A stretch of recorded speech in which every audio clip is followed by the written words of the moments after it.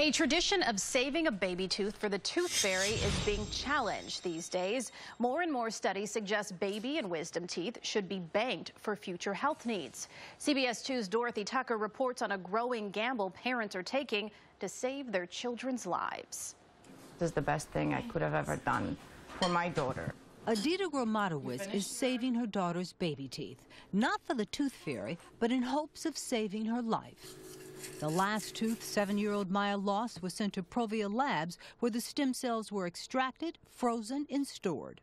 There's a lot of really exciting research being done right now using dental stem cells in particular for all types of regenerative medicine. In the last year, research on dental cells shows promise in treating everything from heat stroke to nerve damage to corneal scarring. If Maya should ever develop these conditions, doctors could use the cells from her stored teeth. I hope she will never need it, but in case when she's way older, those cells can be used to treat the disease. Say for me.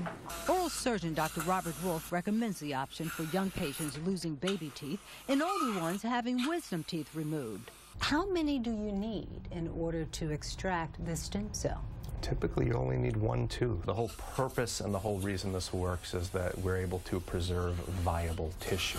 And tissue is viable when it's healthy, when it's in the mouth. Jessica Kugler is preserving stem cells from her wisdom tooth. I had a spinal tumor before. It might be helpful if something dangerous happened to me again in the future. Storing dental cells at Provia Labs can cost about $1,700 up front, plus an annual fee of about $120. The individual patient or the individual parent or individual person needs to be very careful.